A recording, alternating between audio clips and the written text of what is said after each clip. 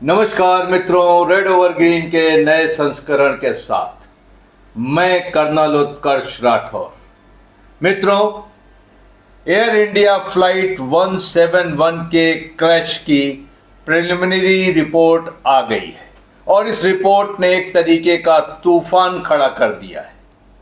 आज हमारे साथ हैं स्क्वाड्रन लीडर अक्षय चोपड़ा, जिनका भारतीय वायुसेना के साथ बहुत शानदार कैरियर रहा है और खुद वो एक ट्रांसपोर्ट पायलट रहे। आइए उनसे जानते हैं कि आखिर इस रिपोर्ट में ऐसा क्या है। सर, आपका स्वागत है और मेरे दर्शकों के लिए मैं चाहूँगा कि आप बताएं कि AAIB की जो रिपोर्ट आई है इसमें खास क्या है और इस क्रैश के ऊपर वो क्या प्रकाश डालती है। First of all thank you sir for having me आपके चैनल पर। ये जो रिपोर्ट आई है जैसा हम लोगों ने एक्सपेक्ट किया था, इसने एक्चुअली कंफ्यूजन ज़्यादा क्रिएट कर दिया है। काफ़ी लोगों ने इसको देखकर काफ़ी स्पेकुलेशंस बनाई हैं। इसमें बहुत सारी बॉडीज़ इन्वॉल्व हैं, इंटरनेशनल और नेशनल बॉडीज़, पूरी लिस्ट है, हम नाम नहीं लेंगे, लेकिन इन सारी बॉडीज़ ने जब ये प्रिलिमिनरी रिपोर्ट बनाई है, ये मेन जो रिपोर्ट है, ये मेन रिपोर्ट नहीं है। इस पर्टिकुलर रिपोर्ट में देखिए, सबसे पहले तो पूरी सीक्वेंस अगर हम समझें, स्टेप बाय स्टेप समझें, तो उसमें पूरे की पूरा जो एक्सीडेंट हुआ है, ये जो इतना फेटल एक्सीडेंट हुआ है, ये 32 सेकंड्स के अंदर हुआ है। सिर्फ 32 सेकंड, सिर्फ 32 सेकंड में पूरा एक्सीडेंट हुआ है। इतना ही take off to crash. Very sad.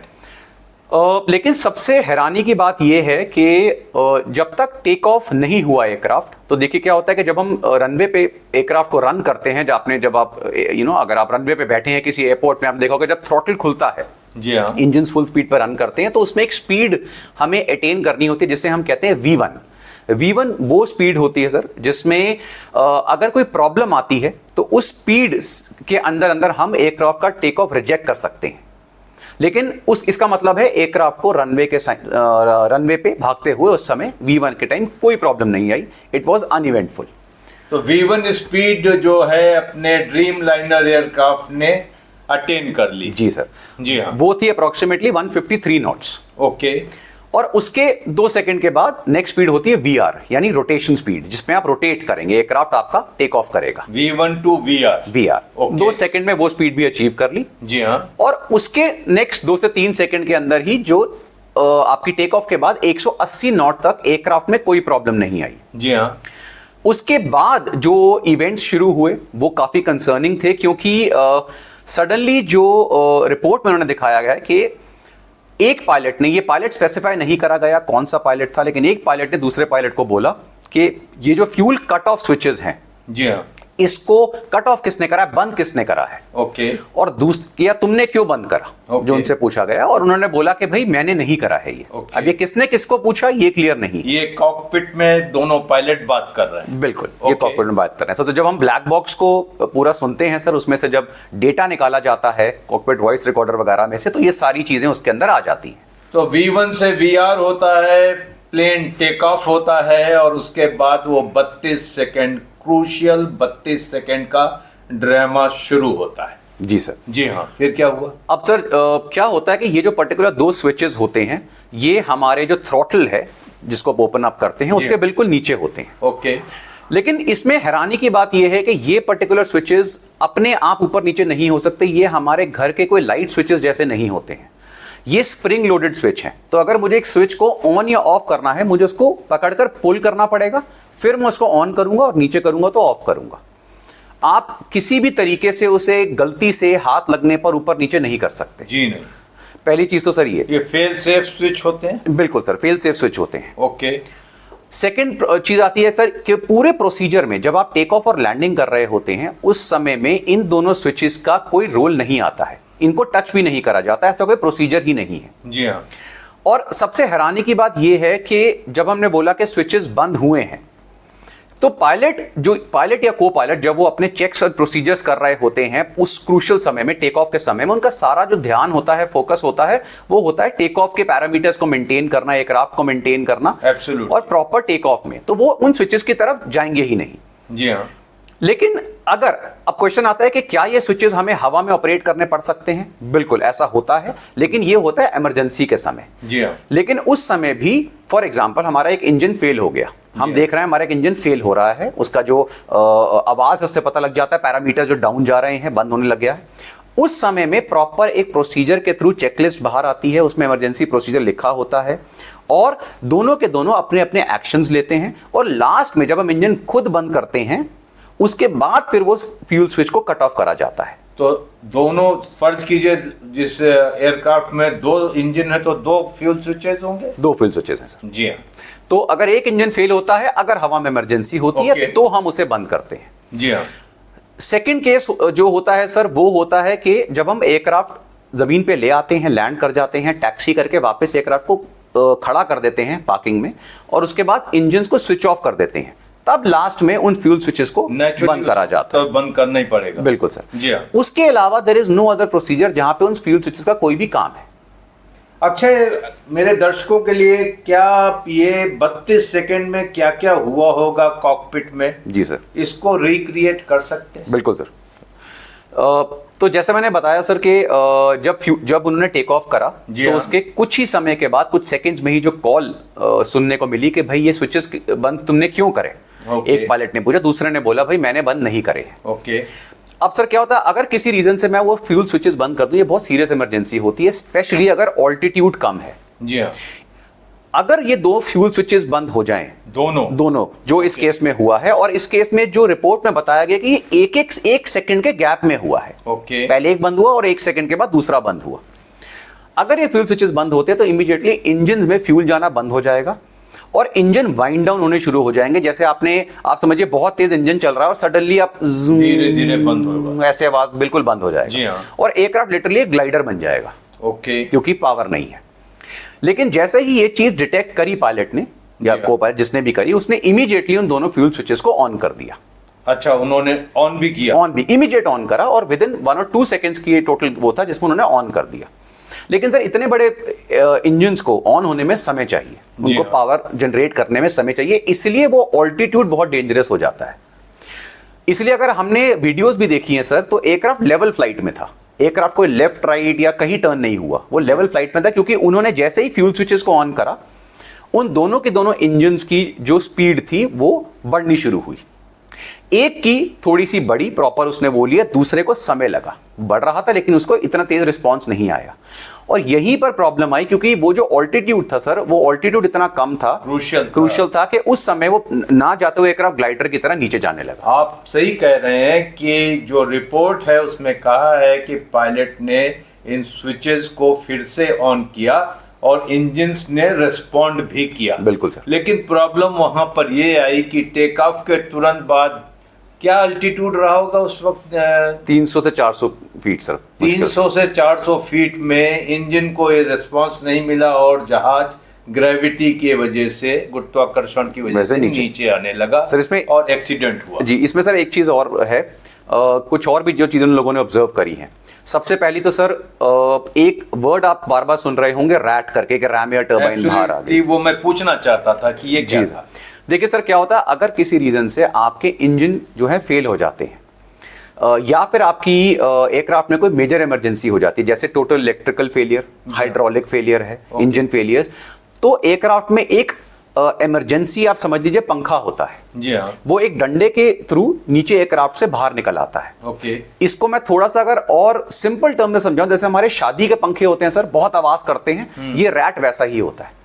इसे कहते हैं रैट, यानी रैम एयर टर्बाइन। ये बहुत तेज घूमता है। ये इसके लिए कोई कमांड नहीं देना पड़ता है? नहीं सर, अपने आप ये अपने आप डिप्लॉय हो जाता है इमरजेंसी के केस में। तो ये एयर इंडिया 171 में ये डिप्लॉय हो गया? बिल्कुल सर। और रिपोर्ट में लिखा है, रिपोर्ट में भी है सर, ये वीडियो में भी दिख रहा है। और इसकी एक आवाज अगर आप सुनेंगे वीडियो को, जो इसकी एक्सीडेंट वीडियो है, उसमें इसकी बहुत डिस्टिंक्ट आवाज होती है, बहुत तेज, तो वो भी आई है। लेकिन रैट डिप्लॉय होता ही सर इसलिए है क्योंकि एयरक्राफ्ट को पावर देने के लिए, इलेक्ट्रिकल सिस्टम्स को, हाइड्रोलिक सिस्टम को इमरजेंसी पावर देने के लिए। और वो किस केस में हुआ है? वो तभी हो रहा है क्योंकि दोनों इंजन जो थे वो बंद हो गए थे, तो एयरक्राफ्ट को इमरजेंसी। इसलिए जो सर्वाइवर था जो एक सर्वाइवर मिला, उसने ये भी बोला था कि एयरक्राफ्ट में अंधेरा हो गया। ओके। यानी दोनों इंजन जब बंद हुए तो total electrical failure, hydraulic failure, ये सारी चीजें साइमल्टेनियस हुई हैं, तभी वो रैट बाहर आया है। लेकिन इन सारी चीजों में सबसे बड़ी प्रॉब्लम ये हो गई कि सर ऑल्टीट्यूड बहुत कम था और टाइम नहीं था। टाइम नहीं था। जी हाँ। अगर थोड़ी भी हाइट होती तो एयरक्राफ्ट को वो हैंडल कर लेते, इमरजेंसी हैंडल हो जाती।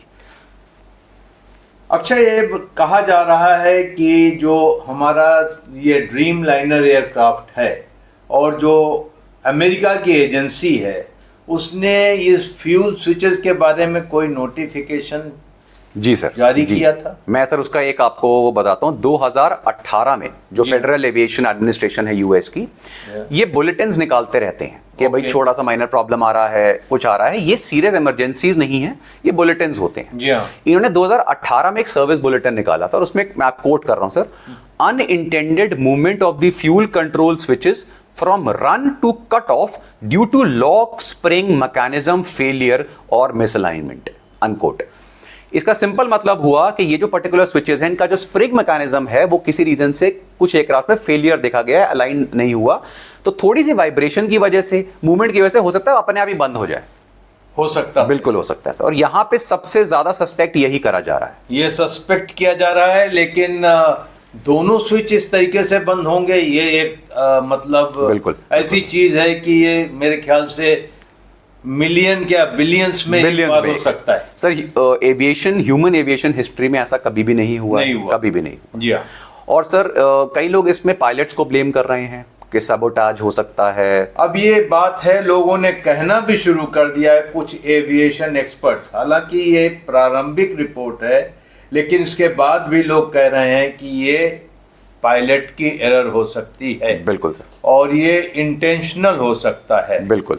तो ये इसका एतराज भी किया है, जो पायलट एसोसिएशन ऑफ इंडिया है उनके तरफ से इसका एतराज भी आया है कि it's too early to blame the pilot. तो क्या कहेंगे आप सर? एक्चुअली मैं कल कैप्टन सैम थॉमस जो पायलट एसोसिएशन के हेड हैं, उनका भी इंटरव्यू सुन रहा था। उन्होंने बोला है कि इस इन्वेस्टिगेशन को देखकर लग ही ऐसा रहा है, प्रिलिमिनरी फाइंडिंग्स को देख के, कि जैसे पायलट की तरफ को ब्लेम करने की तरफ पूरा तरफ पुश करा जा रहा है, जैसे कोई एजेंडा है कि कुछ छुपाने की कोशिश करी जा रही है। ऑफ कोर्स फाइनल रिपोर्ट्स में बहुत सारी चीजें अभी निकल कर आएंगी, हम डिसीजन नहीं ले सकते, लेकिन कुछ चीजें ऐसी हैं जो बड़ा जैसे हम सुसाइड की बात करते हैं या हम सैबोटाज की बात करते हैं, अगर हमने उस एक सिंगल कॉन्वर्सेशन को सुना, अभी तक सबसे बड़ी प्रॉब्लम यह है कि रिपोर्ट में प्रॉपर कॉन्वर्सेशन जो हुई है उसकी पूरी जानकारी हमें नहीं मिली। उन्होंने सिर्फ एक लाइन पब्लिश करी है। जब एक पायलट ने दूसरे को बोला कि ये स्विचेस तुमने क्यों कट ऑफ करे, दूसरे ने बोला मैंने नहीं करे। ओके। अगर सर सुसाइड एंगल होता तो आपको इतनी क्लियर कॉन्वर्सेशन सुनने को नहीं मिलती। जिसने सुसाइड करना है वो इतनी बातें नहीं करेगा, बात ही नहीं करेगा और पूछेगा क्यों। एग्जैक्टली सर, वो बात ही नहीं करेगा। वो sir immediately he will put the aircraft nose down. Okay. और ये प्रॉब्लम हो अगर किसी ने सुसाइड वाला एंगल करना है सर, तो ये वाला एंगल हम निकाल देते हैं। लेकिन वो सबसे बड़ी मिस्ट्री जो इस रिपोर्ट ने क्रिएट यही करी है कि वो जो स्विचेस हैं वो ऑफ कैसे हो गए, क्योंकि जब एयरक्राफ्ट की जो पूरे उन्होंने जब इन्वेस्टिगेशन करी, जो उसके पार्ट्स मिले हैं, उसमें वो दोनों स्विचेस ऑन हैं। यानी एक तो बात क्लियर हुई, दूसरी दोनों पायलट ने ये कोशिश करी कि दोबारा ऑन करके उसको टेक ऑफ करा जाए। बात की जाए जिस हम बात कर रहे थे कि मिड एयर उन्होंने इंजन को ऑन करने की कोशिश की। बिल्कुल सर, ये तो दोनों चीजें हुई। बिल्कुल सर। और फिर अगर स्विच मेल फंक्शन कर रहे थे तो इतने बड़े क्रैश के बाद स्विच ऑन कैसे रह गए। एग्जैक्टली सर, इसका मतलब है, और उसमें आया भी है रिपोर्ट में कि इन दोनों ने स्विचेस को ऑन करा है, इंजन ने पावर जनरेट करनी शुरू करी है, लेकिन ऑल्टीट्यूड ना होने की वजह से वो बहुत क्रूशियल समय बन गया। जी हाँ। और फिर वो क्रैश हुआ फेटल। अभी बात करते हैं जो पायलट्स हैं, उनके नाम हम सब जानते हैं, वो कितने अनुभवी पायलट्स थे। सर देखिए क्या है कि 787 dreamliner is the top of the line aircraft. जी हाँ। इट इज, मैं आपको अगर वैसे एक समझाऊं sir, it is like Rolls Royce of cars. Okay. इस पर्टिकुलर एयरक्राफ्ट को ऐसे कोई भी यंग पायलट फ्लाई नहीं कर सकता। ओके। स्पेशली कैप्टन, को पायलट तो फिर भी एक थोड़ा कम एक्सपीरियंस के हो सकते हैं, कैप्टन तो पॉसिबल ही नहीं है कि वो सीधा वहां जाके उसे फ्लाई करे। आपको मल्टीपल लोअर एयरक्राफ्ट्स को एक्सपीरियंस लेके, घंटे लेकर, बहुत सारे इंस्ट्रक्टर्स के थ्रू से क्वालिफाई कर आप उस एयरक्राफ्ट पे पहुंचते हैं। जी हाँ। कैप्टन सबरवाल जो कैप्टन थे सर, जो इसको फ्लाई कर रहे थे, वो सबसे बड़ी चीज, लोग कह रहे हैं उनके 8000 घंटे थे, वो तो बिल्कुल थे ही, लेकिन सबसे बड़ी चीज थी वो ट्रेनर ऑन टाइप थे। वो इस पर्टिकुलर एयरक्राफ्ट के ही ट्रेनर थे, यानी वो दूसरे पायलट को 787 फ्लाई करना सिखाते थे। ओके और वो इंडिया के one of the first pilots थे जिन्होंने 787 इंडिया में फ्लाई किया। ओके तो हम, और प्लस सर क्या होता है, जब आप किसी भी एयरक्राफ्ट को फ्लाई करते हैं और इस लेवल पे फ्लाई करते हैं, तो जो पॉसिबल इमरजेंसीज हैं उनको हम सिमुलेटर पे, नीचे इनके बहुत एडवांस सिमुलेटर्स होते हैं एयरक्राफ्ट्स के, उसके अंदर हर तरह की इमरजेंसी को सिमुलेट करते हैं, और एक बार नहीं, हंड्रेड्स ऑफ टाइम्स करते हैं। जरूर करते होंगे, बिल्कुल, क्योंकि इसमें जिंदगियों का सवाल होता है। बिल्कुल। मैं एक चीज जानना चाहता हूं अक्षय आपसे, जब ये एयरक्राफ्ट का ब्लैक बॉक्स रिट्रीव हुआ, तो ये ब्लैक बॉक्स की जानकारी किससे किससे साझा की गई? डीजीसीए और जो बोइंग है जो बनाती है इस एयरक्राफ्ट को, क्या उनसे हमने इस बात को साझा किया या कैसे इसको कैसे खोला गया? सर देखिए, इसमें सबसे बड़ा क्वेश्चन ये भी आ रहा है कि कौन कौन सी बॉडीज इन्वॉल्व है। जी हाँ सर, ये बहुत फेटल एक्सीडेंट हुआ है। मतलब जब इतना बड़ा एक्सीडेंट होता है, ह्यूमन हिस्ट्री क्रिएट होती है और सबसे एडवांस एयरक्राफ्ट के साथ, तो एक बॉडी नहीं आती, वर्ल्ड की मल्टीपल बॉडीज इन्वॉल्व होती हैं। और वो सारे मिलकर ही कोशिश करेंगे कि रिपोर्ट जो है वो बिल्कुल सही आए। अब इसमें सर जो हमारी AAIB है इंडिया की, aircraft accident investigation bureau, report जारी की, जो सिविल एविएशन के अंडर आती है। उसके बाद sir national transportation safety board US में, NTSB जो है। थर्ड आता है FAA, federal aviation administration, again US का है। उसके बाद AAIB यूके की जो बॉडी है, एयर एक्सीडेंट इन्वेस्टिगेशन ब्रांच। फिर सर बोइंग है, GE एरोस्पेस है, हमारी DGCA director general civil aviation जो इंडिया की है, airport authority of India, forensic teams, NIA, ये सारी टीम्स इन्वॉल्व। ये सारे एक पेज पे हैं सर, मोर और लेस हर एक की अपनी ड्यूटीज होती हैं, लेकिन जो सिविल एविएशन बोर्ड्स हैं जितने भी मैंने आपको बताया सर, ये सारे एक बोर्ड पे रहते हैं। मतलब कोई भी ऐसा नहीं है कि अगर मैं ब्लैक बॉक्स को मिल्क कर रहा हूं, मिल्किंग कहते हैं उसको, डेटा निकाल रहा हूं, तो एक बंदा अकेला बैठकर निकाल रहा है, दो बंदे, पूरी टीम्स होती हैं सर, और ये सारे क्वालिफाइड होते हैं हर डिफरेंट उससे। तो ट्रांसपेरेंसी है। बिल्कुल सर। तो अगर ट्रांसपेरेंसी है तो ये कॉन्स्पिरेसी की क्या एंगल है और कॉन्स्पिरेसी थ्योरीज क्या चल रही हैं अभी?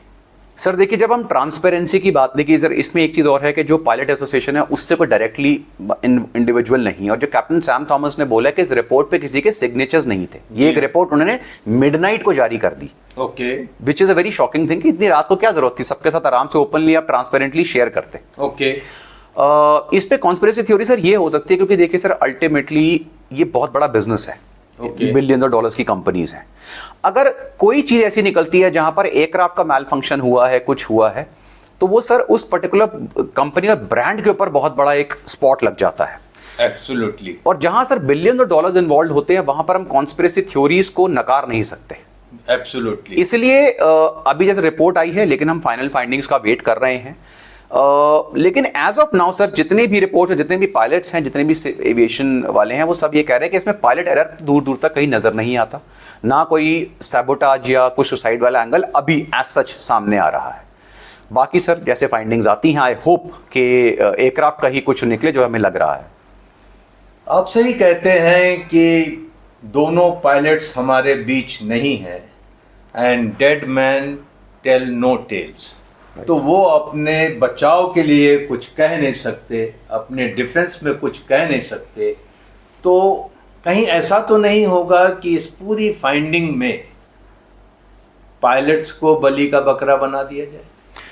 सर देखिए, मैं इस चीज़ से डिनाई इसलिए नहीं करता क्योंकि पहले ऐसी कोशिशें बहुत करी गई हैं जहां पायलट एरर्स निकल कर आए हैं। ओके। और जब प्रॉपर इन्वेस्टिगेशन उसमें आप करेंगे, देखेंगे, तो उसमें देखेंगे कि एरर एक्चुअली में पायलट का बहुत कम था, एयरक्राफ्ट का बहुत बड़ा रोल है इसमें। मैं एक सिंपल एग्जांपल देता हूँ। लेट्स से सर हम कोई विंटेज एयरक्राफ्ट फ्लाई करें, जो हमारे जैसे MiG-21 क्रैश हो रहे थे या जैगवार्स हो रहे थे, तो उसमें ऐसा नहीं है हर बार पायलट एरर होता है। उसमें अगर इन्वेस्टिगेशन करेंगे तो जहाज़ ख़राब हो रहा है या कुछ प्रॉब्लम हो गई, इजेक्शन सीट काम नहीं करी, तो ये चीज़ें निकल कर आती हैं। लेकिन सर यहाँ पे ना प्रॉफिट इन्वॉल्व नहीं है। ओके। तो यहाँ पर किसी ने अपने को बचाना नहीं है, कुछ ऐसी सिविल एविएशन में ऐसा नहीं है। यहाँ पे बोइंग और एयरबस जैसी बड़ी बड़ी कंपनीज हैं जिनके, अब ड्रीम लाइनर्स की बात करें सर, दुनिया में 1200 ड्रीम लाइनर्स उड़ रहे हैं। ओके। उसकी पूरी हिस्ट्री में ये पहला क्रैश है, और वो भी इतना फेटल। और अगर कल को निकल कर आता है कि एयरक्राफ्ट में मेजर कुछ प्रॉब्लम्स थी, तो सर 1200 ड्रीम लाइनर्स ग्राउंडेड हो जाएंगे। सर ग्राउंडेड हो जाएंगे, लेकिन उसके बाद सर फर्दर ऑर्डर्स नहीं आएंगे, कंपनी को बिलियन डॉलर्स का लॉस होगा, पेनल्टीज होंगी कंपनीज पे। तो ये सारी चीजें हम यहाँ बैठकर तो सर डिस्कस कर सकते हैं, लेकिन जब बोर्ड्स में चीजें डिस्कस हो रही होती है गवर्नमेंट के साथ और सारी चीजें, तो सर इट्स मनी इन्वॉल्व, और जब पैसा इतनी लार्ज अमाउंट में इन्वॉल्व है, वहाँ लाइव्स मैटर नहीं करती।